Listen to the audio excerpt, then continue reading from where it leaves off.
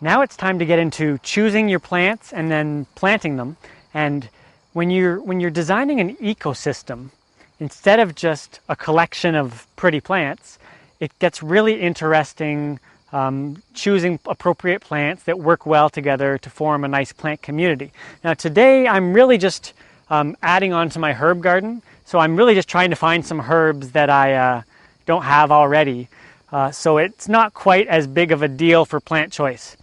But usually what I like to do is, for the vegetable garden, I like to do a lot of starting from seed directly in the garden, a little bit of starting seed inside, and sometimes I buy some starts as well from a garden center or a market, because especially if I just want one of them, like a herb, then I don't have to go through the trouble of starting it.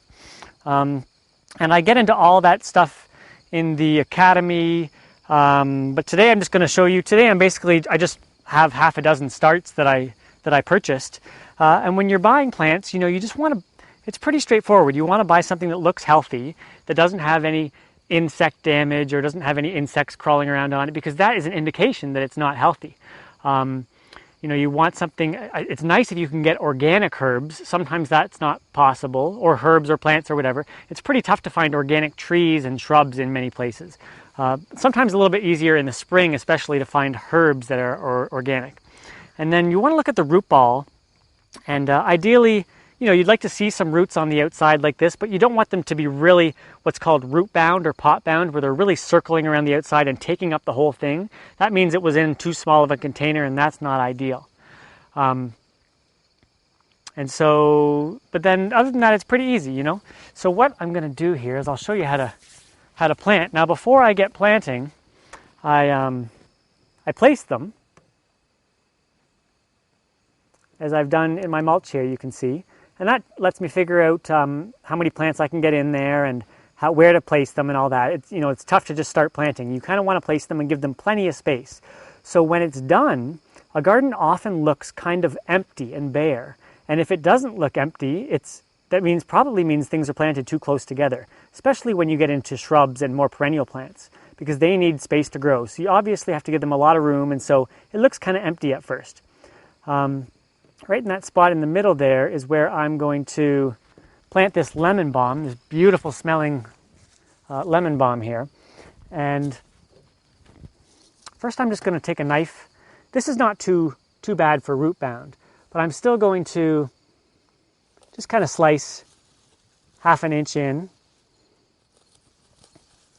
4 to 8 times around the outside, just to encourage the roots to go out into the surrounding soil instead of staying within the pot. Maybe once on the bottom there. Something like that. Pretty easy. So let me zoom in here.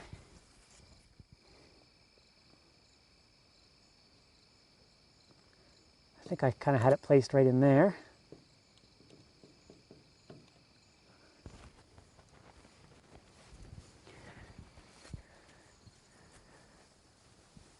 So in terms of planting it, pretty straightforward. I want to take the pot off always, maybe do that little cutting if there's plenty of roots on the outside.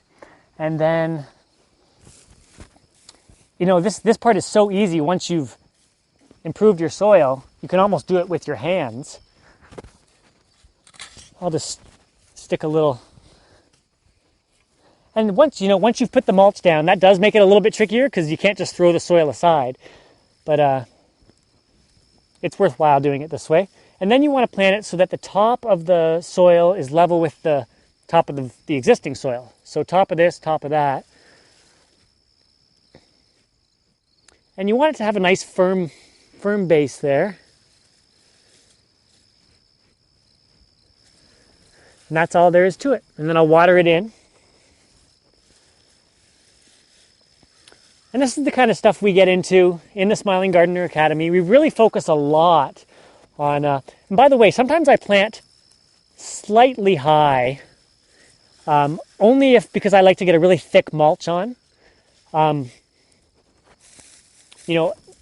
that. So I plant slightly high.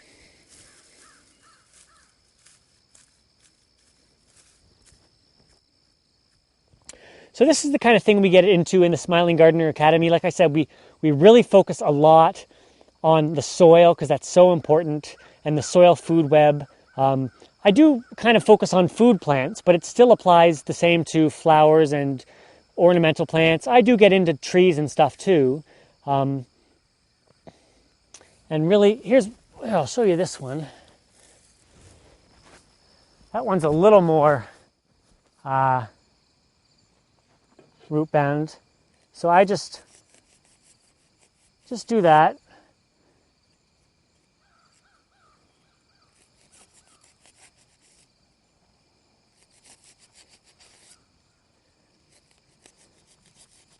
Just a nice sharp knife. Sorry, I keep not doing that on camera, don't I? Can't watch the camera while I do it. Just like that.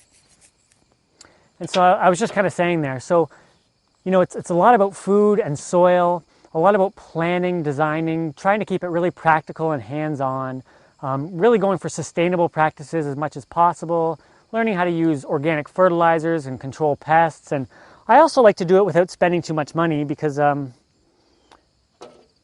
just like to be kind of frugal. I spend money where I need it, but overall think in the long run about making a garden that kind of takes care of itself without always needing external inputs. So that's all today for this planting. And there is kind of one more step that I'll get into in the next video.